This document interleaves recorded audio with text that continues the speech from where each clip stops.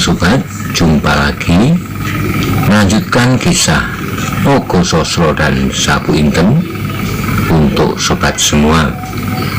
Kali ini dalam episode Kebu Kanigoro menyelamatkan Nyi Penjawi. Selamat menikmati. Salam budaya.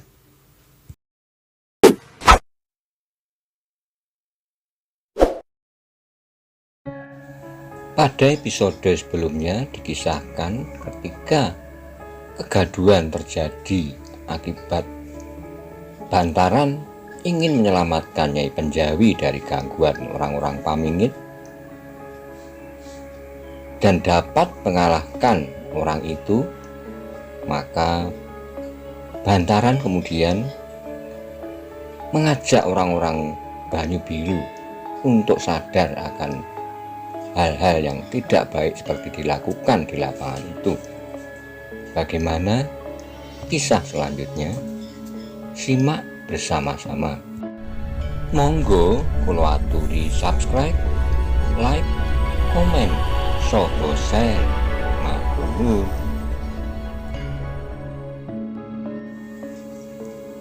Belum lagi gema suara Bantaran itu lenyap, tiba-tiba terdengarlah derap beberapa ekor kuda dengan kencangnya menuju ke tanah lapang itu.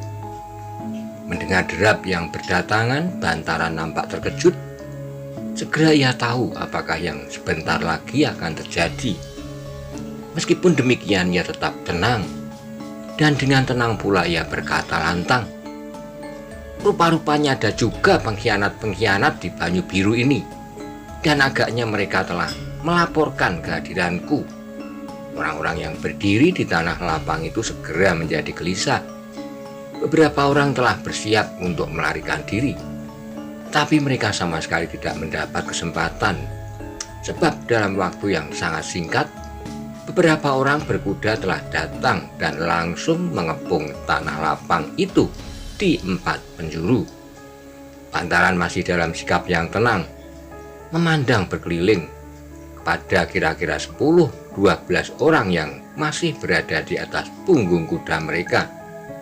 Wajah para penunggang kuda itu nampak garang-garang, sedang di tangan mereka masing-masing tergenggam senjata. Ada yang berupa tombak, pedang, atau macam-macam senjata yang lain.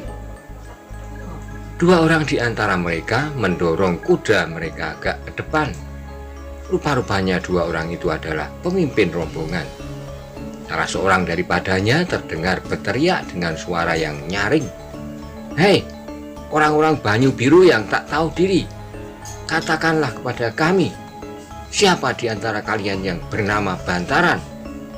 Bantaran masih tegak di tempatnya, tetapi karena kacauan yang timbul karena beberapa orang yang ingin melarikan diri, maka di sekitarnya pun telah berdiri beberapa orang dengan tubuh gemetar, sehingga orang-orang berkuda itu tidak segera dapat melihat tubuh Saraban yang terkapar di tanah.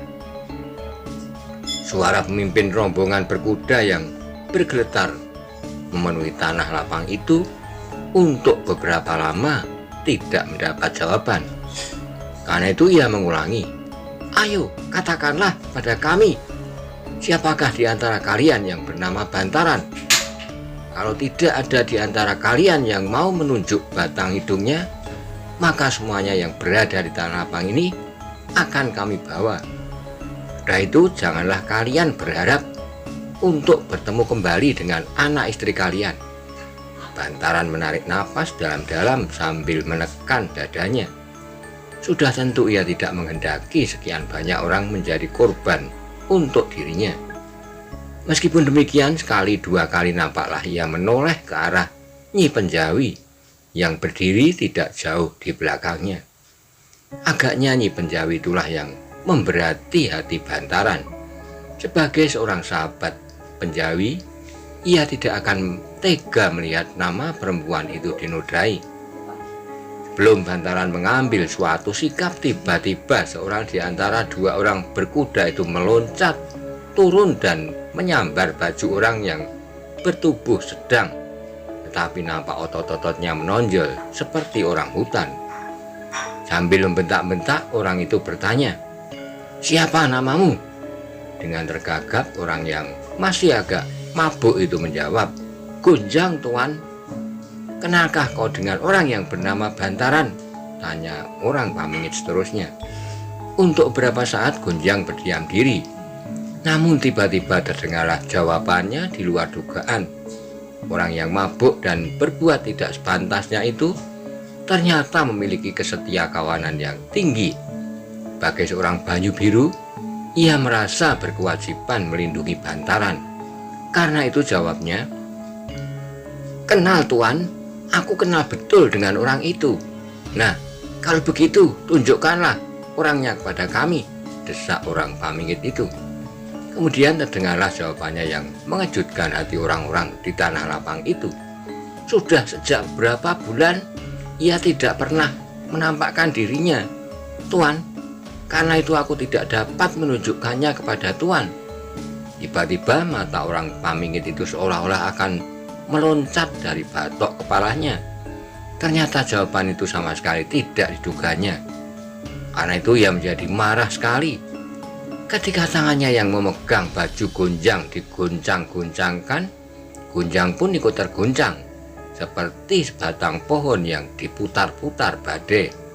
Sambil membentak-bentak lebih kasar, orang Pamingit itu sekali lagi bertanya, "Ayo, katakanlah kepada kami, yang mana di antara kalian yang bernama Bantaran?" "Betul, Tuan, ia tidak berada di sini sekarang," jawab Gunjang gugup. "Bohong," bentak orang Pamingit itu. "Aku mendapat laporan bahwa ia berada di tanah lapang ini sekarang." "Nah, mengapa Tuan tidak bertanya kepada orang yang melaporkan itu saja?" sahut Gunjang. Orang Pamingit itu tidak menjawab lagi, tetapi sebuah pukulan yang keras melayang ke wajah Gunjang. Dengan kerasnya, orang itu terdorong ke belakang dan kemudian terjatuh dengan keras. Terdengarlah ia mengerang kesakitan, namun meskipun demikian ia tidak juga menunjukkan siapakah di antara mereka yang bernama Bantaran. Tapi dalam pada itu ternyata Gunjang adalah orang yang cerdik. Ia telah mencoba memancing orang Pamingit itu untuk menunjukkan kepada orang-orang Banyu Biru siapakah yang sebenarnya tidak berkhianat. Namun agaknya orang Pamingit itu pun telah berjanji untuk melindungi pengkhianat itu, sehingga orang itu tidak dibawanya serta. Bantaran yang menyaksikan peristiwa itu hatinya menjadi berdebar-debar. Ia menjadi bimbang, justru karena ia sedang berusaha untuk melindungi istri penjawi. Kalau saat itu ia dapat ditangkap, maka bila Saraban nanti sadar kembali, nasib istri penjawi itu pun sudah dapat dibayangkan. Sebab untuk melawan 10 orang berkuda itu agaknya di luar kemampuannya. Bantaran hampir mengenal satu demi satu orang yang Pamingit yang akan menangkapnya. Temui, Ireng, Talang Semut, Dadahan, dan orang-orang setingkatnya. Seandainya tak seorang di antara orang Banyu Biru yang mau menunjukkannya, namun kalau orang-orang Pamingit itu meneliti satu demi satu orang yang berada di tanah lapang itu, meskipun makan waktu lama, akhirnya dirinya akan diketemukan juga. Sebab orang-orang Pamingit itu pun telah mengenalnya seperti ia mengenal mereka. Belum lagi Bantaran mendapat suatu cara yang sebaik-baiknya. Orang Pamingit itu telah menangkap seorang lagi, seorang muda yang berwajah tampan, berkumis besar lidi. Pakaiannya terbuat dari kain lurik yang mahal. Tetapi demikian ia diseret ke depan, tubuhnya tiba-tiba serasa lumpuh, dan ketika orang Pamingit itu membentaknya, ia menjadi pingsan. Akhirnya Bantaran mengambil suatu ketetapan untuk menyatakan dirinya di hadapan orang-orang Pamingit itu sebelum jatuh korban lebih banyak lagi. Ia akan mencoba melawan dan menimbulkan kekacauan. Sementara itu ia berharap Nyi Penjawi sempat melarikan diri. Tapi ketika Bantaran bermaksud membisiki Nyi Penjawi tentang maksudnya itu, tiba-tiba di antara sekian banyak orang yang berdiri di tanah lapang itu, muncullah seorang yang bertubuh sedang, tegap dan berdada bidang. Dengan suara yang berat namun penuh wibawa, ia berkata nyaring, "Hai orang-orang Pamingit, inilah Bantaran." Semua yang berada di tanah lapang terkejut mendengar pengakuan itu. Untuk saat kembali tanah lapang itu menjadi hening sunyi, sesunyi tanah pekuburan. Tapi dalam pada itu semua mata bergerak ke arah seorang yang berjalan perlahan-lahan namun pasti menyibak orang-orang yang berada di depannya, menuju ke arah dua orang yang agaknya memimpin rombongan orang-orang Pamingit itu. Ketika mereka melihat orang itu, sekali lagi mereka terkejut, dan yang lebih terkejut adalah Bantaran sendiri. Orang-orang Banyu Biru menjadi bertanya-tanya di dalam hati, siapakah orang yang telah dengan beraninya menamakan dirinya Bantaran di hadapan 10 orang Pamingit yang garang-garang itu. Saat kemudian Bantaran menjadi sadar bahwa seseorang telah mencoba melindunginya, namun orang itu belum pernah dilihatnya. "Nyai," bisik Bantaran kepada Nyai Penjawi, "adakah ia orang baru?" Nyai Penjawi menggelengkan kepalanya. "Aku belum pernah melihatnya, Kakang." Bantaran menarik napas dalam-dalam. Ia mencoba menebak siapakah orang yang telah mencoba menyelamatkan dirinya itu. Tetapi tiba-tiba ia menjadi cemas atas keselamatan orang itu. Dua orang pemimpin rombongan orang-orang Pamingit bukanlah orang yang dapat diajak berbicara. Mereka adalah Temu Ireng dan Talang Semut, dua orang yang lebih suka mempergunakan tangannya daripada mulutnya. Apalagi pengakuan orang itu hanya akan mendatangkan bencana saja baginya. Sebab orang yang bernama Temu Ireng dan Talang Semut itu telah mengenal siapakah orang yang bernama Bantaran, sehingga pengorbanannya akan menjadi sia-sia. Sebab akhirnya mereka masih akan mencari orang yang dikehendakinya. Karena itu Bantaran ingin meloncat maju untuk mencegah pengorbanan yang dianggapnya akan sia-sia saja. Tapi ketika ia sudah bersiap untuk meloncat dan berteriak, tiba-tiba seseorang menggamitnya. Ketika ia menoleh, ia terperanjat bukan kepalang, sampai ia tergeser dari tempatnya. Demikian terperanjatnya Bantaran sampai beberapa saat ia tak dapat berkata-kata. Baru setelah debar jantungnya berkurang, terdengarlah ia berdesis, "Tuan, bukankah Tuan?" "Shh, jangan kau sebut nama itu," potong orang yang menggamitnya.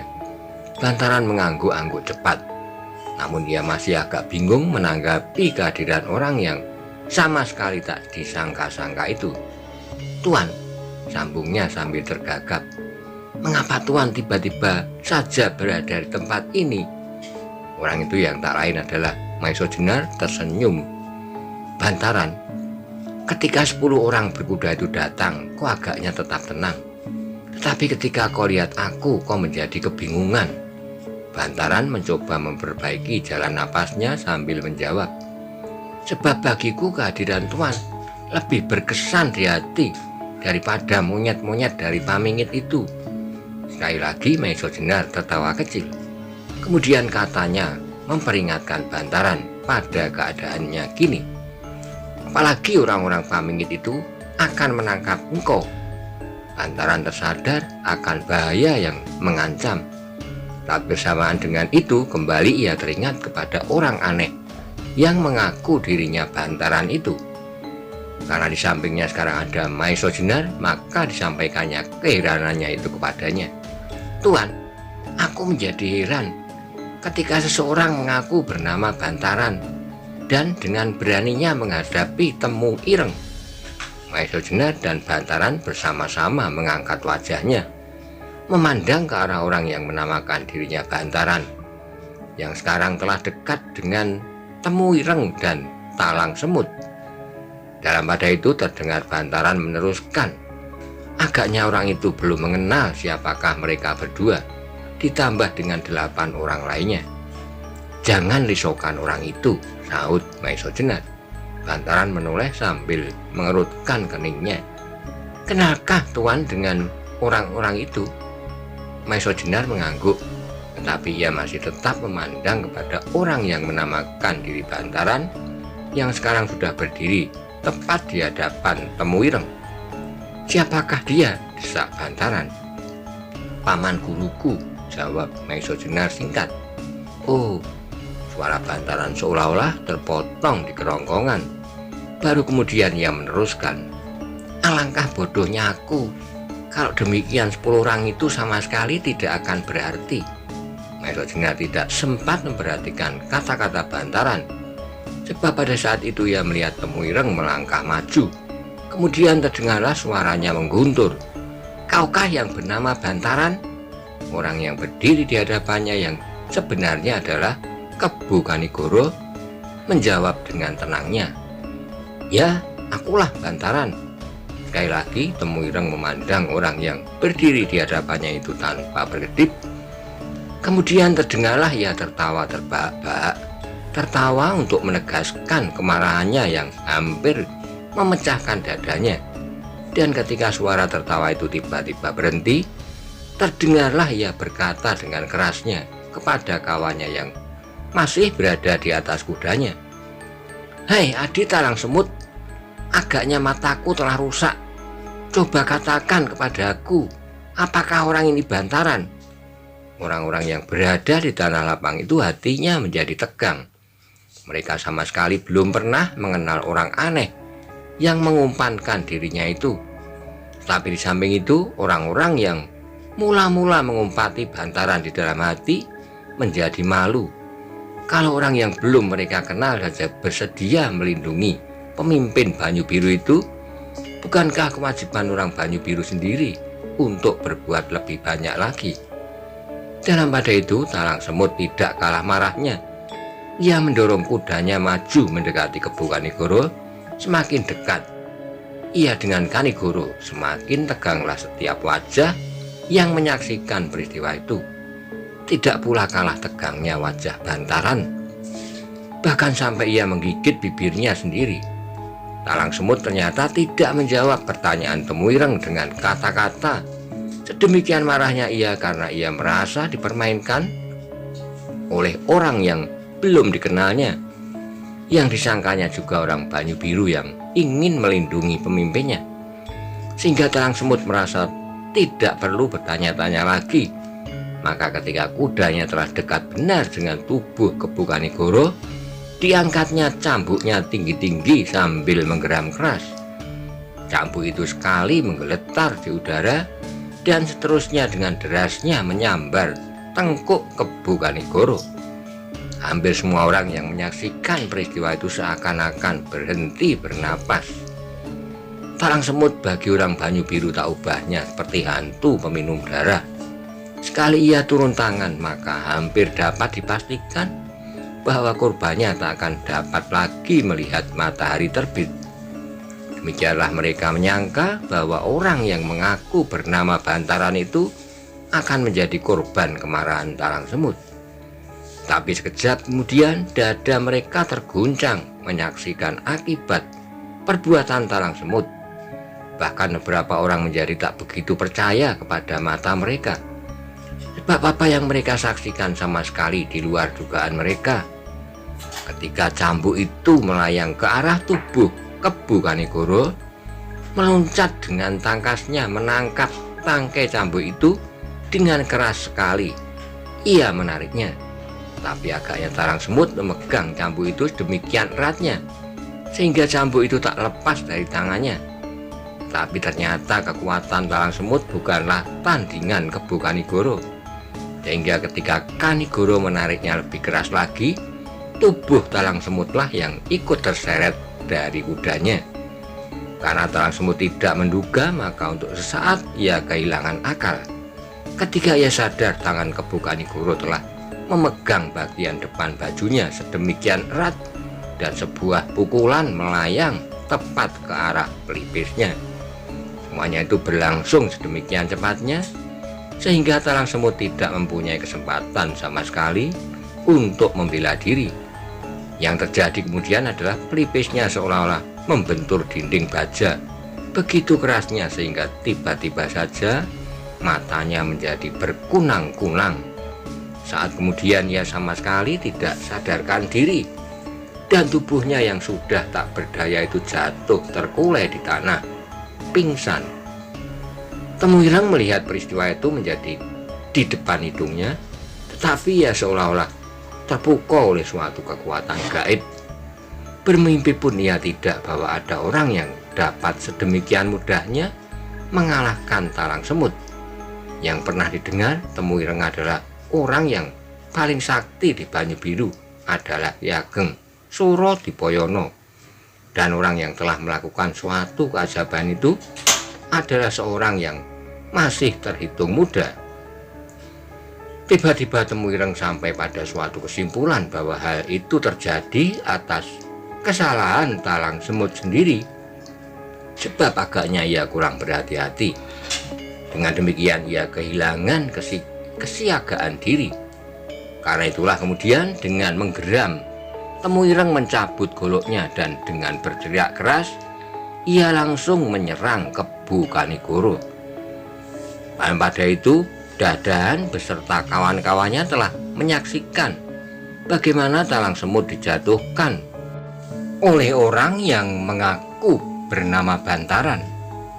Karena itu mereka tidak mau membiarkan Temuireng bertempur seorang diri. Dengan demikian mereka beramai-ramai menyerang Kebu Kanigoro. Namun Kebu Kanigoro adalah seorang yang hampir sempurna dalam ilmunya, ilmu tata berkelahi dari keturunan ilmu perguruan Pengging. Karena itu, meskipun kemudian 4 orang penyerangnya bersama-sama dari atas punggung kuda, namun ia sama sekali tidak gugup. Bahkan kemudian dengan lincahnya ia menyambut setiap serangan yang datang. Dengan demikian terjadilah suatu pertempuran yang ribut. 4 orang berkuda bertempur melawan seorang yang meloncat-loncat dengan lincahnya di antara derap kaki-kaki kuda. Bahkan kemudian keempat penunggang kuda itu kadang-kadang menjadi bingung karena kuda-kuda mereka saling melanggar. Sekali kalau Kebu Kanigoro sempat ditusukkanlah jari-jarinya yang kuat itu ke perut salah satu kuda yang bersimpang siur di sekitarnya, sehingga dengan terkejut kuda itu meringkik dan melonjak-lonjak. Beberapa penunggang kuda yang lain masih berusaha untuk dapat mengawasi seluruh tanah lapang supaya orang-orang yang sesungguhnya dicari tidak melepaskan diri. Namun dalam pertempuran itu, orang-orang yang berada di tanah lapang menjadi kacau balau. Mereka berlarian ke sana kemari tak tentu arah, menghindarkan diri dari kemungkinan terinjak oleh kaki-kaki kuda yang seolah-olah menjadi liar. Dalam keadaan yang demikian itulah Maesa Jenar berbisik kepada Bantaran. Bantaran, masih adakah keluarga Panjawi yang lain yang perlu diselamatkan dari kemarahan orang Pamingit kelak? Atau barangkali keluargamu sendiri? Keluargaku tidak, Tuan. Mereka semua telah mengungsikan diri. Sedang keluarga Penjawi pun sudah tidak ada, kecuali seorang kakek, ayah Nyi Penjawi itu, sahut Bantaran. Nah, kalau demikian pergilah kepada kakek itu, sambung Maesa Jenar, supaya ia tidak memikul tanggung jawab atas peristiwa ini. Sebab mungkin besok atau lusa Saraban benar-benar menjadi gila, juga orang-orang yang menjadi malu atas kekalahannya dari paman guru itu. Bantaran mengangguk-angguk, tapi ia masih bertanya, lalu bagaimanakah dengan Tuan dan Nyi Penjawi? Tinggalkan Nyi Penjawi ini padaku, jawab Maesa Jenar. Nanti kita dapat bertemu di Sendang Putih. Kuda kami tinggalkan di sana. Sekali lagi Bantaran mengangguk. Di samping itu, lanjut Maesa Jenar, aku ingin mendapat keterangan darimu tentang pasukan-pasukan yang telah kau persiapkan bersama-sama dengan Panjawi. Mungkin sebentar lagi kita memerlukannya. Baiklah Tuan, sahut Bantaran. Hati-hatilah bisik Maisojenar. Kemudian aku berharap kita dapat bertemu sebelum fajar. Setelah berpesan kepada Nyi Penjawi untuk mengikuti segala petunjuk Maisojenar, Bantaran kemudian ikut serta menghanyutkan diri dalam kekacauan yang terjadi. Demikian pula Maisojenar dengan menggandeng Nyi Penjawi berusaha mencari kesempatan untuk melepaskan diri dari daerah tanah lapang yang terkutuk itu. Usaha Maisojenar tidak terlalu sukar. Dalam puncak kekacauan, kelima orang berkuda yang berusaha mengawasi orang-orang di tanah lapang itu ternyata tidak dapat menguasai keadaan. Ditambah dengan usaha Kebu Kanigoro menyeret titik pertempuran itu semakin ke tengah, sehingga keadaan menjadi semakin kacau. Akhirnya beberapa orang berbondong-bondong berlarian meninggalkan lapangan itu tanpa menghiraukan apapun juga. Meskipun kelima orang pamingit itu berusaha untuk tetap menahan orang-orang itu di lapangan, namun usaha mereka tidak berhasil. Bahkan akhirnya mereka terpaksa melepaskan orang-orang berlarian ke sana kemari, karena kuda-kuda mereka seolah-olah menjadi gila, dikejutkan oleh teriakan-teriakan orang-orang yang ketakutan.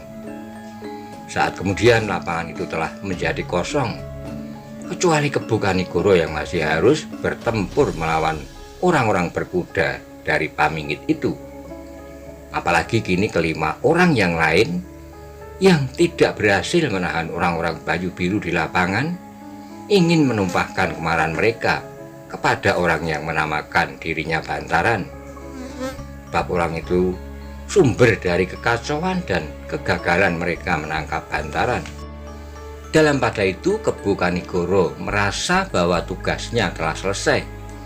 Ia yakin bahwa Bantaran dan Maisojenar telah berhasil menyelamatkan Nyi Penjawi. Karena itu ia harus segera mengakhiri pertempuran.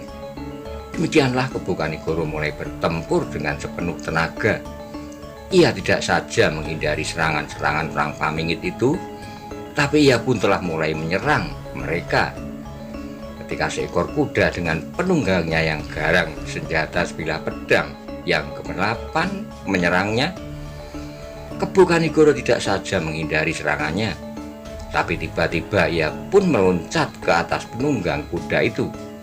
Lawan-lawan yang menyaksikan perbuatannya menjadi heran, bahkan menjadi kebingungan untuk beberapa saat. Lebih-lebih penunggang itu sendiri, ketika ia masih belum sadar, terasalah sebuah pukulan yang dahsyat mengenai tengkuknya. Setelah itu, tubuhnya dengan kerasnya terlempar dari punggung kudanya dan seterusnya tak sadarkan diri. Pedang-pedangnya yang gemerlapan kini telah berada di tangan Kebu Kanigoro. Maka mulailah Kebu Kanigoro bertempur melawan 8 orang, tapi kini dengan pedang di tangan.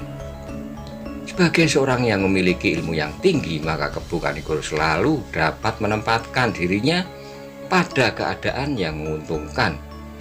Dengan tangan kiri memegang kendali kuda, sedang dengan tangan kanan ia mengayun-ayunkan pedangnya berputar-putar dahsyat. Ia dapat mempergunakan hampir seluruh tanah lapang itu sebaik-baiknya. Sekali-kali ia melarikan kudanya menjauhi lawan-lawannya. Kemudian dengan tangkasnya ia memutar kudanya cepat-cepat untuk menghadapi lawannya yang paling depan. Dengan demikian ia dapat memancing pertempuran melawan orang-orang pamingit hampir satu persatu. Dan satu persatu pula mereka dapat dirobohkan. Pedang di tangannya itu seolah-olah merupakan patuk seekor burung Garuda yang bertempur melawan 8 ekor serigala. Sekali-sekali Garuda itu terbang tinggi, kemudian menukik cepat, dan dengan paruhnya yang runcing tajam, dibinasakannya serigala itu satu persatu. Demikian akhirnya pedang Kanigoro itu telah berhasil melukai orang kelima di pundak kanannya. Demikian hebat luka itu, hingga akhirnya seperti keempat orang yang lain, orang itu jatuh tersungkur di tanah dengan tubuh lemas tak berdaya. Kini tinggallah 3 orang lagi, tentu saja ketika orang itu mengerti bahwa lawannya bukanlah manusia setingkat mereka. Kalau semula mereka 8 orang tidak mampu mengalahkannya, apalagi kini tinggal 3 orang lagi. Bagaimanapun juga beraninya orang-orang Pamingit itu, namun mereka harus melihat suatu kenyataan bahwa mereka bertiga tidak akan mungkin memenangkan pertempuran itu. Karena itu selagi nyawa mereka masih tinggal di dalam tubuh, serta selagi darah mereka masih belum tertumpah, maka tidak ada cara lain yang lebih baik daripada menghindarkan diri dari tanah lapang itu secepat-cepatnya. Untunglah kalau mereka sempat datang kembali dengan membawa bantuan. Syukurlah kalau Sawung Sariti atau lebih-lebih Ki Ageng Lembusura sendiri yang kebetulan sedang berada di Banyu Biru dapat menyaksikan ketangkasan orang itu. Maka setelah mereka masing-masing berpikir dan mengambil suatu keputusan yang seolah-olah diatur bersama, maka ketika salah seorang daripadanya memutar kudanya dari tanah lapang itu sambil memperingatkan kawan-kawannya bahwa lebih baik menyelamatkan diri serta membawa bantuan lebih banyak lagi, segera mengambillah ketiga ekor kuda itu dengan penunggangnya meninggalkan Kebu Kanigoro secepat mungkin. Kebu Kanigoro memandang ketiga orang yang meninggalkan gelanggang itu sambil mengusap peluhnya. Kemudian matanya berkisar dari satu tubuh ke tubuh yang lain yang masih terkapar di tanah lapang itu. Ia mengharap agar kemudian kawan-kawan mereka segera datang dan merawat luka-luka mereka. Sebab Kebu Kanigoro sama sekali tidak bermaksud membunuh mereka semua. Kalau di antara mereka terpaksa ada yang mengembuskan napas penghabisan, itu adalah di luar kemauannya. Sebab dalam bermain air, pastilah ada di antaranya yang terpercik dan menjadi basah karenanya. Setelah itu segera Kebu Kanigoro teringat kepada Maiso Jenar dan Buntaran. Dengan Maiso Jenar ia berjanji untuk segera kembali ke tempat kuda-kuda mereka tertambat. Karena itu sebelum keadaan menjadi lebih buruk, segera Kebu Kanigoro meloncat dari kudanya dan berlari lewat jalan semula pergi ke Sendang Putih. Ia terpaksa menyusur jalan-jalan sempit dan halaman-halaman kosong seperti yang dilaluinya semula, karena ia tidak mengenal daerah dan jalan-jalan lain di Banyu Biru. Tetapi dengan demikian beruntunglah ia, karena sesaat kemudian lambat-lambat ia mendengar derap kuda jauh lebih banyak dari semula menuju ke tanah lapang di mana ia baru saja bertempur. Karena itulah ia segera mempercepat larinya supaya tidak terkejar oleh orang-orang yang pasti akan mencarinya. Kanigoro menyusup ke semak-semak mengambil jalan yang memotong. Ia menjadi agak lega dan memperlambat larinya. Apalagi ia terpaksa berusaha mengenali kembali jalan setapak yang dilaluinya itu, supaya ia tidak tersesat. Berapa lama kemudian sampailah ia di tempat mereka berjanji untuk bertemu. Di situ telah menanti Maiso Jenar, Bantaran, Nyi Penjawi, dan seorang kakek tua ayah Nyi Penjawi. Dengan tersenyum Maiso Jenar menyambut kedatangan Kebu Kanigoro, katanya, "Sudah puaskah Kakang bermain-main dengan orang Pamingit?" Sambil duduk di samping Maiso Jenar, Kanigoro menjawab sambil tersenyum pula, "Mereka adalah kawan bermain yang baik. Orang-orang Pamingit itu ternyata ahli menunggang kuda." Dengan tersenyum pula Maiso Jenar menjawab, "Sayang mereka tidak dapat bermain-main dengan senjata sebaik mereka naik kuda." Kemudian dengan lesu Kanigoro berkata seperti kepada diri sendiri, "Aku terpaksa melukai beberapa orang di antaranya, sebab aku tidak dapat bermain-main dengan senjata sebaik di antara mereka yang terbunuh." Maiso Jenar sama sekali tidak menyaut. Ia tahu betul perasaan Kebu Kanigoro, bahwa bukanlah pada tempatnya dalam keadaan yang demikian di mana ia tidak mempunyai persoalan langsung dengan orang-orang Pamingit itu. Tangannya terpaksa menumpahkan darah. Tapi dalam keadaan yang demikian, tak seorang pun yang akan dapat menyalahkannya, apalagi bantaran.